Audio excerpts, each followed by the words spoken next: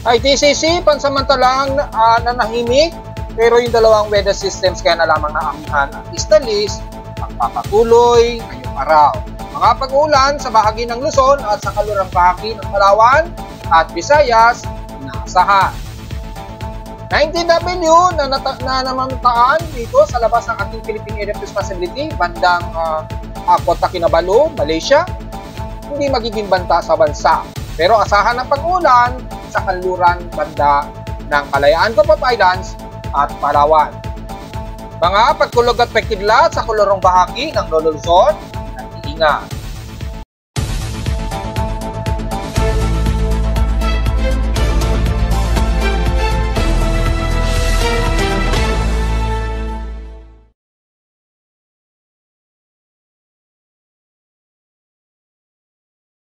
Hello, good morning mga folks. Welcome po muli sa ating weather bulletin at analysis para sa ikatlong araw na ng January 2025. Ang oras sa ating Boswen may umaga ay 10:38 na ng umaga. Wala masyadong ganap at medyo nanahimik ng bahagya itong ITCC sa may bandang katimugang bahagi ng bansa. Kaya medyo nagiging mas katamtaman ang lagay ng panahon dito sa may bandang southern part ng ating bansa, especially sa may bandang Mindanao. Pero ang bahagi ng kanluran, dahil mayroong namataan na medyo malayo naman na isang bagong low pressure area, so yung pinaka-outer track niya kasabay ng dalawang weather systems pa rin, ng Easterlies at Amihan, ay nagbubunsot ng mas maulap at mga kalat-kalat na pag-ulan na may kasamang mga localized thunderstorms. Pinag-iingat po dahil meron tayong at least may git sa 100. As of 10:30 AM ay nasa at least 112 o 102. Double check natin. Yes, 102 total lightning strikes na na-detect na aking lightning detection system as of 10:35 AM. Dito sa may bandang Pangasinan area at bandang Zambales po. Ingat po sa mga mangisda dyan. So nakakaranas kayo ng mga kalat-kalat ng mga moderate and some heavy rain showers po dyan.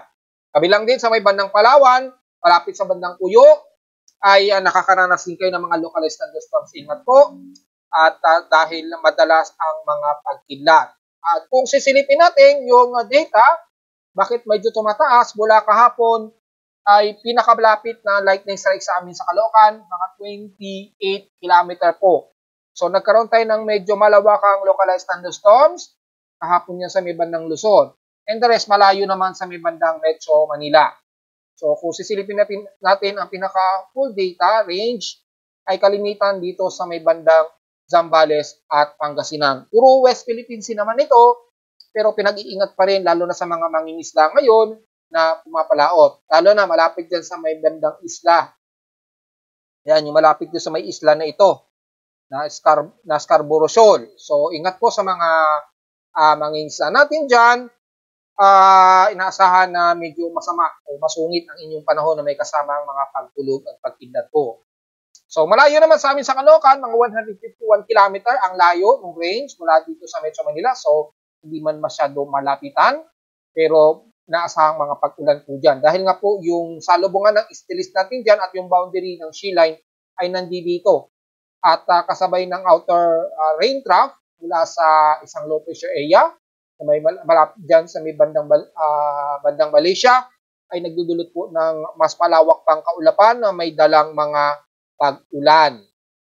So base sa ating thunderstorm watch mula sa data feed report ni Pag-asa, naka-data feed sa aking dashboard, as of 10 o'clock AM ay more likely ay halos kasama ang Palawan at halos buong Mimaropa, kasama na ang bahagi ng Visayas area. So halos buong Visayas area, mapasentro man yan hanggang Eastern Visayas, hanggang Eastern Samar ay aasahan daw ang mga localized thunderstorm. Pero in real time, makikita natin madalas na nagkakaroon ng thunderstorm ang kalurang bahagi ng Lolo Luzon at Palawan area. So yun ang pag-iingatan po natin.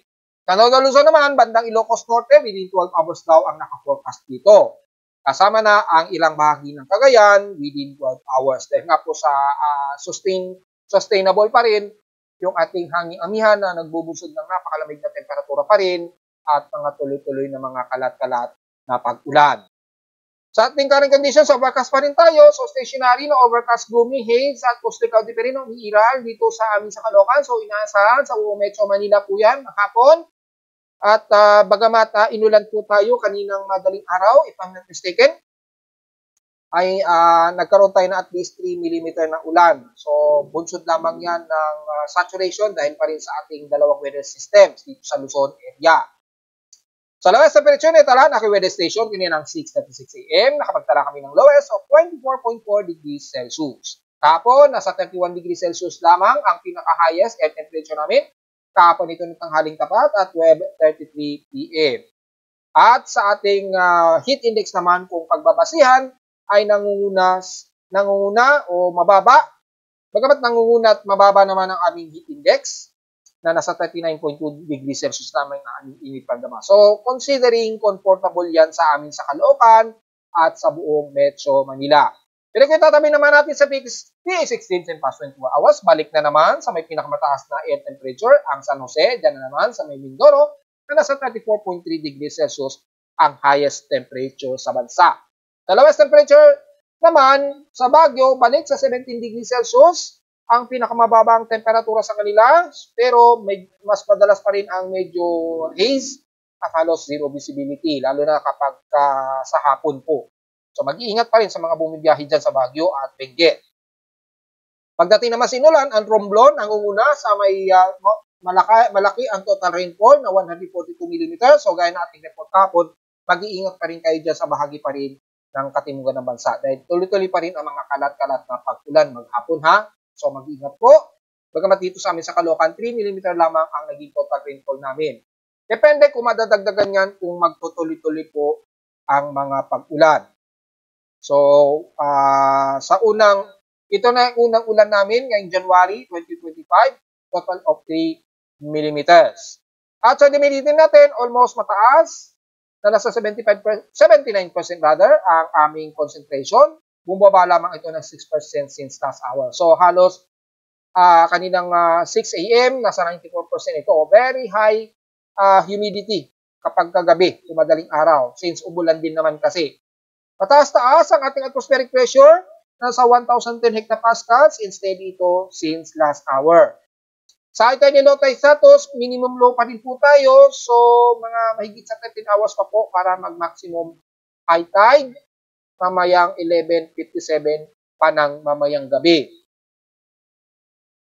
Yung ating air quality, moderate po. So, nasa 62 index po ang ating air concentration. Magmas po sa mga sensitibong mga baga. At mukhang lumalabas-labas naman daw ang balita na may banibago na naman daw na parang COVID, if I'm not mistaken po, dyan sa China daw. Well, wala pa namang dinideklara ang World Health Organization. So, medyo isolated case pa lamang ito. Pero magandang magmas pa rin po tayo since ang ating air quality na sa moderate air concentration tayo. At since very haze po tayo, hindi masyado nakakaangat o hindi masyado nag-evaporate ng mataas yung mga pollution natin dito sa ibaba. Kaya nagkakaroon ng thermal inversion probably or maaring natatap dahil sa maulap ang himpapawari natin. So, magmas na lamang po para sa makakasiguro. At diretso agad tayo sa ating may space weather tayo. Patuloy pa rin ang geomagnetic field na unsettled. So, KP4 index po, expected po nito. Ngayon lamang natin, 24 AM ito nag-warning. So, expected pa rin ang persistence at yung kanyang area primarily impact forward of 65 degrees geomagnetic latitude. So, may mga maliliit pa rin posibilidad na great fluctuations at base sa ating KP index ngayong araw ay naglalaro sa active o unsettled ang ating geomagnetic field at within 2 days hanggang bukas, posible pa umabot ng G1 geomagnetic storm. So, posible pa rin ang minor storm levels expected within 3 days. Bukas po, kasama na bukas, January 4 hanggang January 5 dahil pa rin sa coronal mass ejection effects ng araw na yan at yung high solar field o yung solar flare na maka-apekto lalo na by January 5. So, asahan pa rin ang mga minor geomagnetic storm events. Wala naman tayong solar radiation, so yung ating radio blackout lamang ang medyo mataas, 55%. Inasahan pa rin yan dahil since January 2, 2025, nagkaroon ng ilang radio blackout ng mga nakaraan. O kahapon po yun. So, expected pa rin dahil sa yung ating haring araw, yung solar flare potential tayo sa kanyang region area na AR3939 at 3945 ay medyo naka-direct pa rin.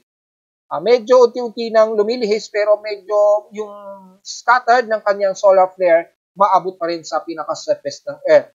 Mga 1 o'clock, 2 o'clock ang positioning ng solar flare propagation papunta dito towards sa Earth, kaya medyo tumatama pa rin. So makikita natin na sa umaabove normal speed pa rin yung solar wind natin, maabot pa rin sa 561.5 km a second. So napakabilis po niyan.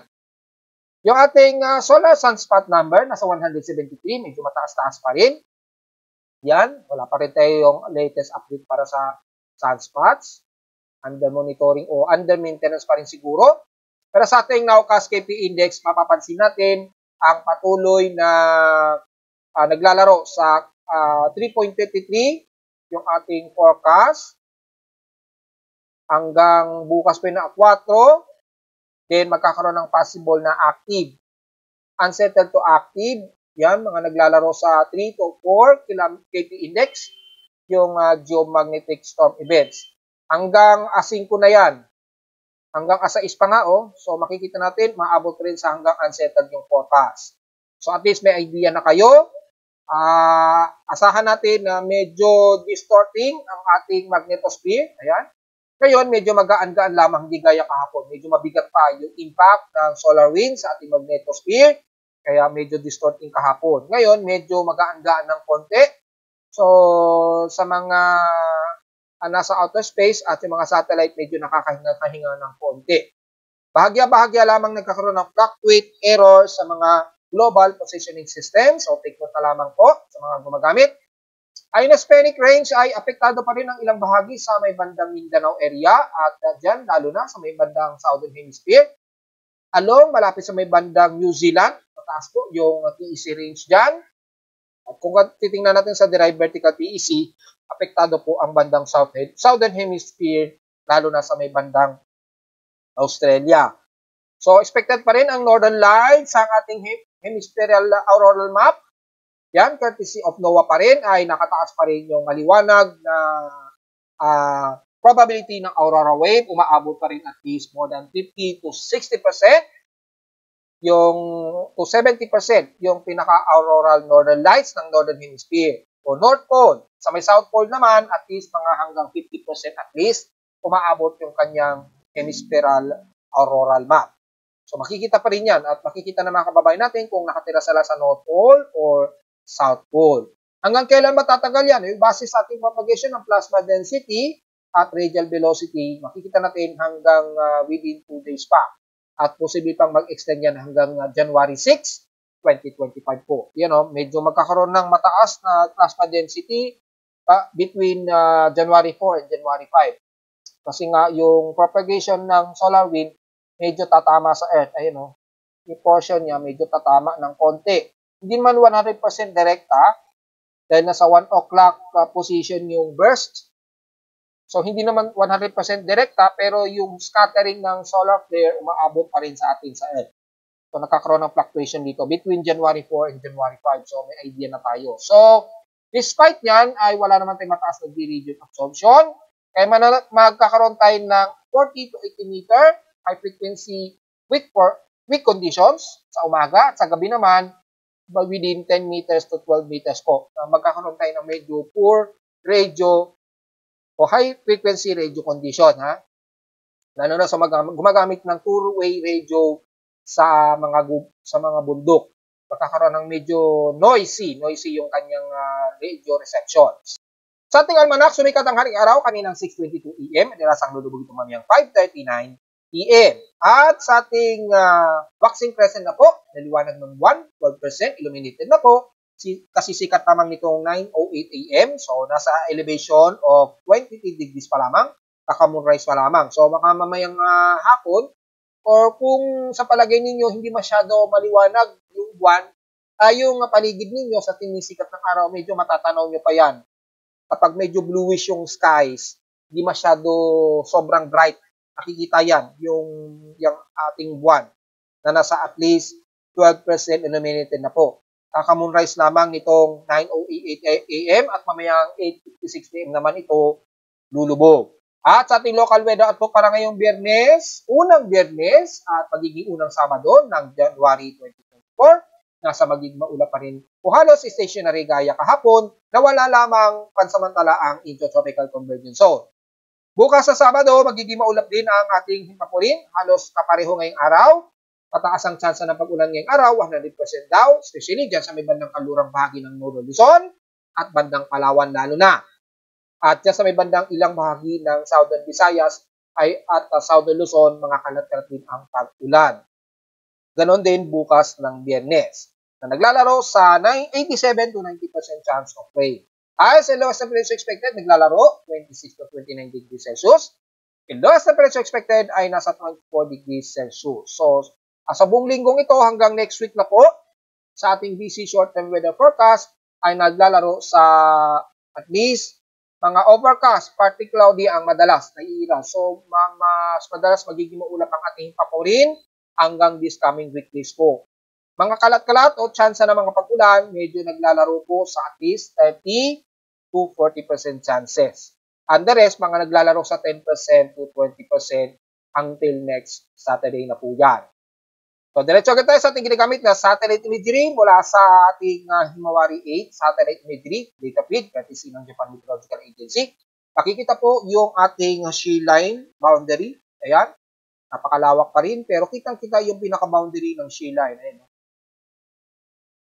At yung pinaka-surface trough nga po dahil mayroong low pressure area dito sa may bandang Kota Kinabalu. Yan, mayroong low pressure area kasi dyan. So, yung outer trough ay nagbubunsod po ng malawakang pag-ulan sa may kalurang bahagi ng Northern Luzon kasama na ang Mimaropa area. So, ingat po sa mga kababayan natin dyan na nakakaranas ng mga moderate and heavy rain showers, lalo na dyan sa may bahagi nga po ng La Union at ilang bahagi po ng Pangasinan. Nakakaranas kayo ngayon dyan ng mga moderate and heavy rain showers. Like, kung pagbabasa natin ng heavy rain potential, umaabot po sa may bandang Bolinao, Pangasinan, ilang bahagi ng Ilocos Sur, La Union at Benguet, kasama na ang Baguio. So, inuulan din ang Baguio City ngayon, probably. At ilang bahagi ng Zambales. Kita naman po yan. So, sa bandang extreme Northern Luzon, dyan sa may bandang Santa Ana, Cagayan, ilang the rest ng Cagayan Valley, ay dyan sa may baybayin, nakakaranas din kayo ng mga ilang moderate and some heavy rain showers. Scattered po yan, so magpayong po at ingat na lamang sa mga posibleng pagbaha. Bagamat karamihan ng buhos ng ulan, nasa karagatan naman ito, yung mga manginsta natin dyan, medyo ingat mo dahil halos magsisiro visibility at may mga kasamang pagpulog at pagkidlat. Kasama na sa binanggit natin sa may bandang Northwestern Luzon area, pagitan ng Zambales at Ilocos Sur area. The rest ng Northern Luzon, magiging overcast and very gloomy pa rin tayo. Gaya kahapon, maulap at maginaw pa rin ang ating paligid. Dulot pa rin ang tuloy-tuloy na amihan. Kasabay na ng bouncing collision ng Stellis dito. Yung Stellis, ayan, kitang-kita po. Yung medyo clear skies dito sa paligid. Yan yung mainit na Stellis trade winds na bumabalandra dito sa pinakamalamig na parte ng amihan. Nagbubunsod po yan ng water vapor na magbubunsod ng mga kalat-kalat na pag-ulan na may pagkilat at pagkulog sa halos buong area ng Luzon hanggang sa ilang bahagi nga po ng Mimaropa. Sa may bandang Bicol region naman ay mula sa bandang Camarines Norte, makakaranas din ng mga kalat-kalat, maulap na himpapawirin. So kung sisilipin natin ng masa malapitan, ang Himawari 8 satellite, magiging mas maulap kayo dyan, mga ilang kalat-kalat lamang ng mga pag-ulan, na may ilang pagkilat at pagkulog ng iiran. Pero madalas, medyo mas katamtaman ang area dito sa may bandang Bicol region, mula Camarines Norte, Camarines Sur, ilang bahagi po ng Sorsogon at Legazpi. So kung kukunin natin yung pinaka-whole details, gamit po ang Himawari 8 satellite ng NOAA, makikita po natin ng mas malapitan ang pinaka-detalye ng mga kakaranas sa mga kalat-kalat na pag-ulan ng ilang bahagi ng Camarines Sur, lalo na sa Catanduanes, Legazpi nga at Sorsogon area. Typically, mga light to moderate, light drizzle rains, madalas ang iiran, kabilang na ang bahagi ng Mindoro, Marinduque, Romblon, at hanggang Masbate. Maulap at mga ilang light to some moderate, mas madalas po mga light drizzle rains po ang iiran sa inyo dyan hanggang Southern Luzon. Sa Visayas naman, bagamat medyo katamtaman tayo dyan, pero magiging mas maulap lalo ang parte ng kanlurang bahagi ng Visayas, lalo na sa may bandang Antique, sa may bandang Panay Island, at Aklan. Wala naman sa may bandang parte ng Iloilo, makakaranas din kayo ng mga overcast, partly cloudy to mostly cloudy din, hanggang dito sa may bandang kanluran ng Kabangkalan, ng sakop ng Negros Occidental, hanggang Sipalay. Dito naman sa may bandang Negros Oriental, ang bandang Bayawan, pababa na yun ang bandang Dumaguete, ay makakaranas din kayo ng mga ilang partly to mostly cloudy, at mga ilang mahinang mga patak-patak na mga drizzle, light rain showers. The rest naman ay magiging maulap, katamtaman ang lagay ng panahon, kabilang na ang bandang Canlaon at Bacolod.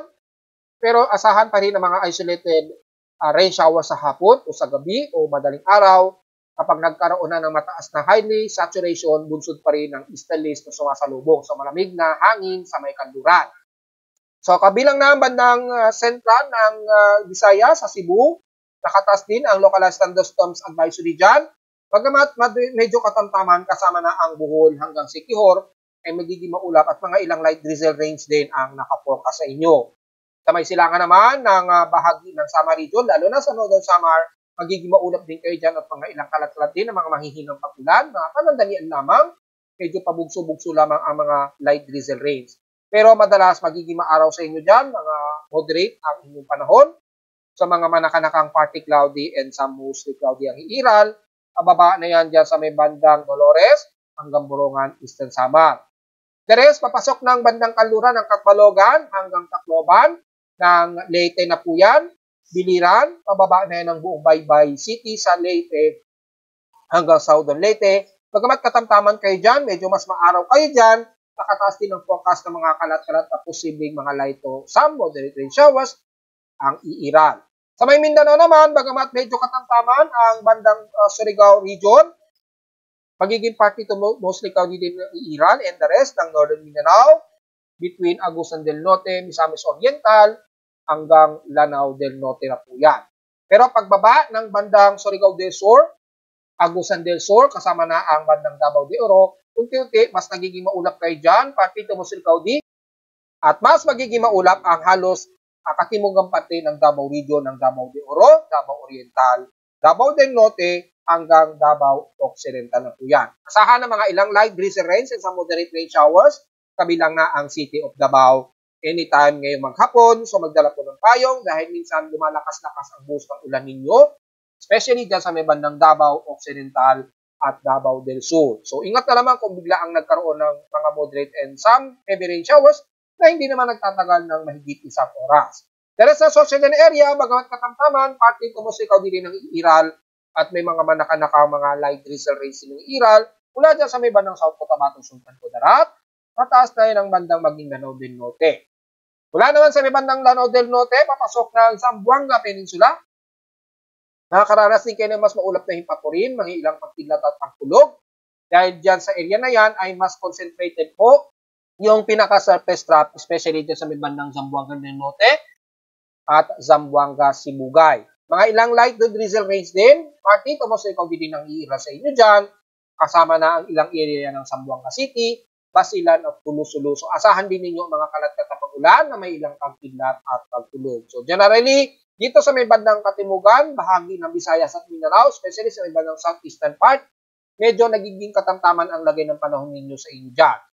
Pero pagdating sa may bandang Kanluran ng Mimaropa at buong bahagi ng Luzon, medyo magiging maulan po ang inyong maghapon dahil yung saturation ng water vapor mas mataas ang concentration dahil yung pagbanggaan ng easterlies at yung hanging amihan ay very concentrated dito sa pagitan na ito ng Luzon hanggang Southern Luzon at bandang Palawan. Sinabayan pa po ng isang mahinang low pressure area dito malapit sa may bandang Kota Kinabalu, Malaysia nga po. So yung outer rain trap dito, mataas po ang saturation na bubunsod po ng ilang malalakas na pag-ulan sa may bandang Scarborough Shoal at Kalayaan, Group of Islands. So ingat po naiingat na lang po sa mga kababayan natin sa may bandang kaluran ng bansa.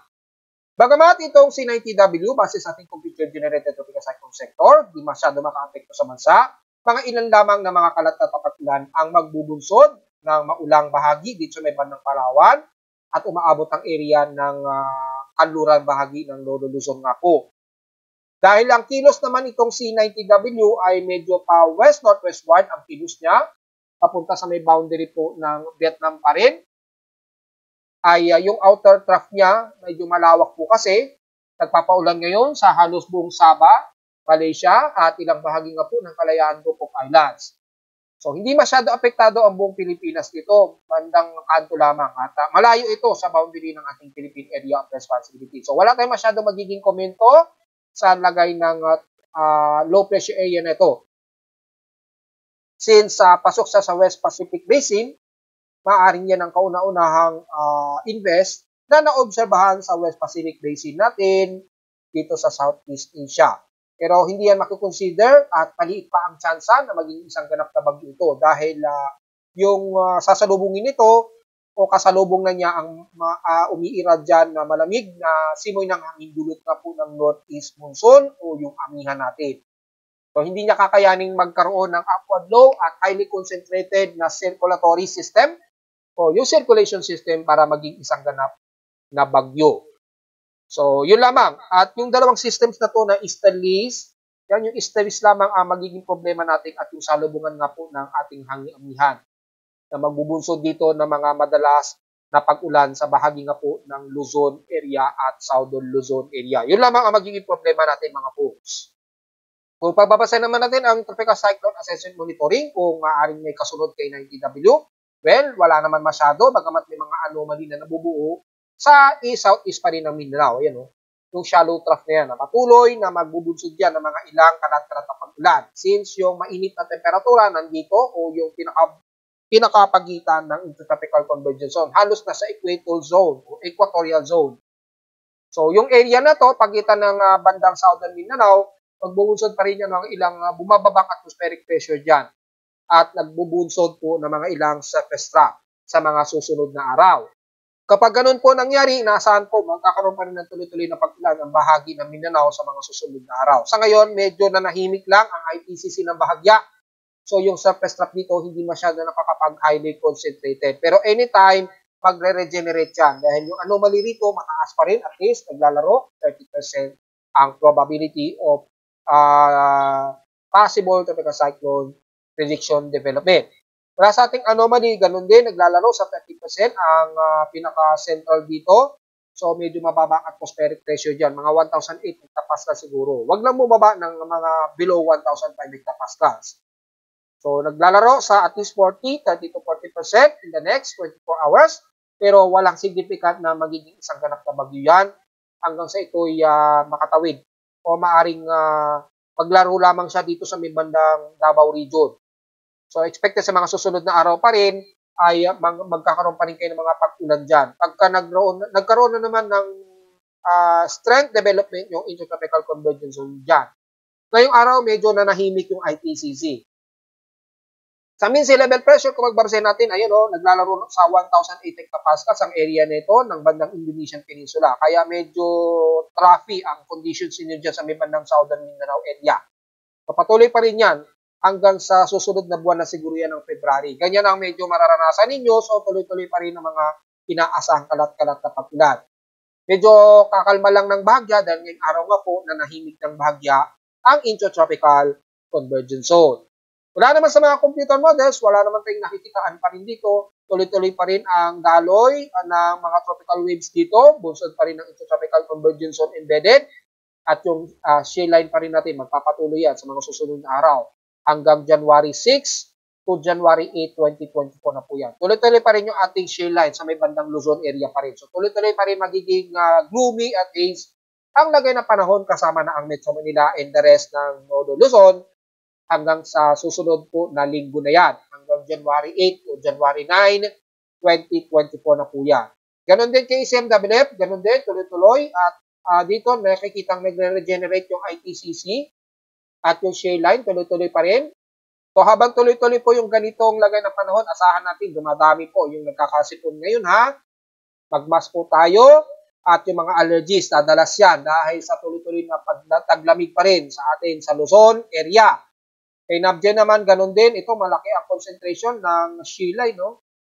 So, sa mga susunod na araw hanggang susunod na buwan na yan, ay tuloy-tuloy tayo makakaranas ng ganyan. So, sa mga mahihina ang resistensya, mag-take po tayo ng mataas na vitamina para labanan yung ganitong klima. Asahan po yan, dadami yung mga sinisipon ngayon dyan at mga allergies. So, palakasin natin yung ating resistensya para maiwasan yung pagkalat kung sakali man o kung totoo man yung kumakalat na balita ha. Ayoko munang magsalita muna ng conclusionary hanggat wala akong naririnig sa anunsyo ng World Health Organization. So, yun lamang po ang masasabi natin sa ngayon. Wag muna natin basta-basta seryosohin yung mga kumakalat na balita regarding nga po sa parang COVID-19 na naman daw. Huwag muna basta-basta paniwalaan yan. Medyo isolated case pa lamang yan sa China. So, ganun lamang po magiging lang ng panahon natin until next week po. So, wala tayong magiging komento sa anumang tropical cyclone development. Since yung ating global traffic hazard mula sa report ni NOAA at na-post na rin natin yung mga nakarang araw ay mostly above average rainfall o moderate to above average rainfall lamang ang madalas na iiral sa bansa. So, kamasahin naman natin yung ating near real-time daily vegetation and drought sa Pilipinas. Wala naman tayong nakataas na probability of drought warning. So, negative naman tayo. Pero pagdating sa daily drought index classification, bahagyang mataas nga po dito sa may bandang northwestern Luzon area. Pero mga katamtaman lamang yung index classification niya. Kasi nga po, kapag ganito, madalas kasing mas inuulan ang bandang silangang bahagi nga po ng bansa. Hindi masyado sa may bandang kanluran. So, medyo tumataas ng bahagya ang classification. Pagdating naman sa ating monthly drought index, ayan, yung stock for 1 month, yan o, makikita natin mataas po ang bandang kanluran pa rin ng bansa. Yan o, hanggang west portion sa Visayas at Mindanao area. Kasi nga po, ang mas madalas na inulan dito sa may bandang silangan. Ngayon lamang medyo magiging maulan dahil nga po sa medyo lumihis ng konti yung ating shield line at mayroong low pressure area sa may bandang kaluran ng bansa. Pero sa ating monthly rainfall stock, 1 month po ito na nakastock, makikita natin naka-above average rainfall ang bahagi nga po ng Cagayan Valley, lalo na dyan sa may bandang dulo ng Cagayan Valley region. Ayan o, mataas yung monthly rainfall dyan. Dito naman sa may bandang Southern Luzon, medyo moderate. Tapos sa may bandang Palawan, medyo nagmo-moderate at mataas din ang above average rainfall. Tapos sa may bandang Bicol region, medyo low pa. Pero ito dito, moderate and high sa may bandang Eastern Samar region, mataas. Hanggang din sa may bandang Mindanao area. Ay lang sa may bandang Southern area, mataas din ang above average rainfall sa kanila. Kasama na ang Zamboanga Peninsula. So, yan ang madalas na inuulan-ulan ngayon. Typically, bandang silangang parte ng bansa. And the rest naman, mga mabababa lamang o normal lang ang pag-ulan.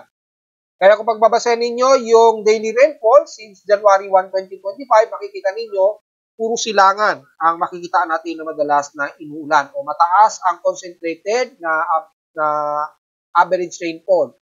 Yung climate core. Gaya ng ating pinapaliwanag palagi. Kapag ganitong mga buwan talaga, yan, hindi gaya sa may bandang kaluran, halos hindi masyado inuulan. Yan, mga isolated lamang madalas ang uulanin sa may bandang kaluran. Pero most ng mga uulanin na mga matataas-taas na high average rainfall ay bandang silangan ng bansa. So, malinaw naman yan. So, kahit tingnan natin kay Pag-asa sa data feed ng nationwide monthly average and historical, ay hindi pala. Sa may bandang nationwide rainfall averages pala. Since ang huling record ni Pag-asa ay between December 1 to 31, 2024. Makikita natin dito, way below normal ang bandang kaluran ng bansa natin. Tapos, nag-above average normal na rainfall dyan sa may bandang Cagayan Valley nga po na ating binanggit kanina. So, nagtugma naman ang ating analysis. At the rest ng silangan ng bansa. Kabilang na ang bandang Bicol region. Dito kay Pag-asa umaabot ng bandang Quezon Province. Pagitan ng Metro Manila. Umapagitan sa ng bandang Metro Manila. So, malinaw lamang dito sa may bandang Caloocan at City of Manila at bandang Cavite, medyo hindi. Nag-near normal lang siya.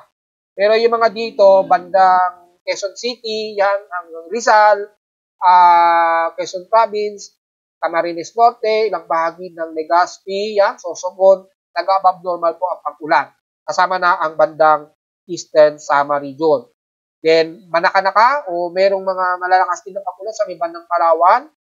It's medyo inulan din sila dyan dahil nga po sa Intertropical Convergence Zone. Yun, yung dahil lamang sa ITCC, kaya tumataas po yung average rainfall sa Palawan at ilang bahagi ng Zamboanga Peninsula at Sorsogon area.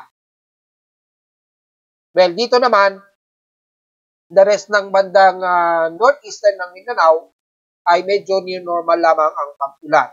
O hindi pa highly concentrated ang pag-ulan. Dito lamang sa may bandang Bicol Region at Eastern Visayas. So kung titingnan ninyo, halos nagtutubong sa mga analysis. Yan, analysis natin.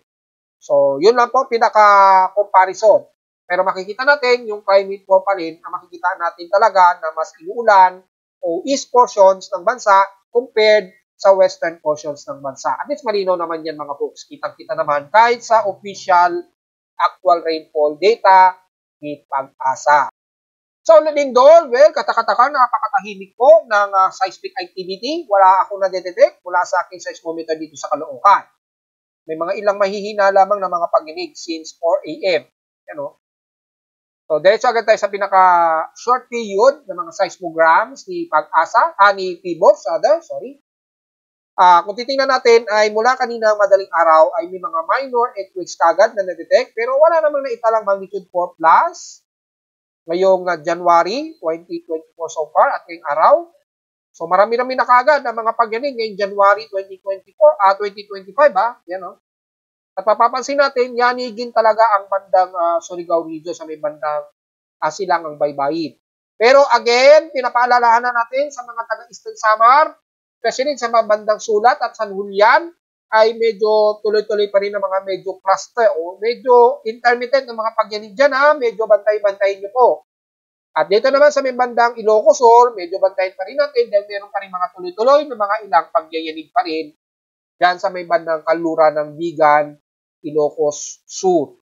Yan. Bandang Bigan, Ilocos Sur. Medyo yumayanig-yanig pa rin dyan. Nang intermittent medyo obserbahan po natin. Pero di sa may bandang Surigao Region, ay alam naman natin, yanigin talaga dyan. So medyo alisto na mga tao dyan sa may bandang Surigao Region. Matik na po talaga yan. Since wala namang naitalang magnitude 4 plus, bilangin natin kung ilan na ang total earthquakes natin for January 2025 since na-refresh na po ni PBOX yung data o data systems. Yan, for the month of January 2024. I-refresh natin. Yan, for January 2025, may nasa total of 112 earthquakes pa lamang po, konti pa. 108 naman sa magnitude 2.0 at 4 sa magnitude 4.0 pataas. At wala pa naman so far tayo na italang magnitude 5.0 pataas. So, nag-start pa lamang sa magnitude 4.0. Meron na tayong 4 na magnitude 4.0 so far. Ngayong January 2025. Na medyo nalilito pa ako kasi kakapalit lang ng bagong taon. So, pasensya na mga folks. So, again, konti pa lamang ang total earthquakes natin for January 2025. At narito naman ating 3-day weather forecast para sa ikatlong araw ng January 2025.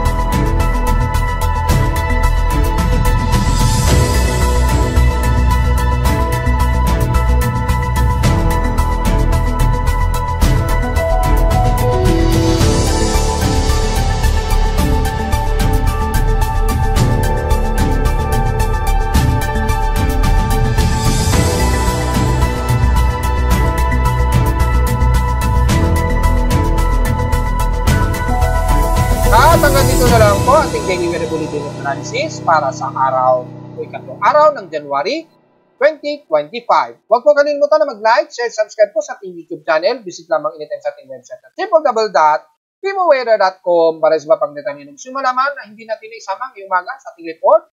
Since stationary lamang tayo, maliban lamang sa ITZZ ay medyo na nahimik muna. At visit lamang sa ating website sa gusto malaman pinaka-daily and dynamic events mula sa reading ng aking weather station mismo sa Caloocan at data feeds mula sa iba't ibang weather agencies. Maraming salamat po mga folks at happy weekend po sa ating lahat.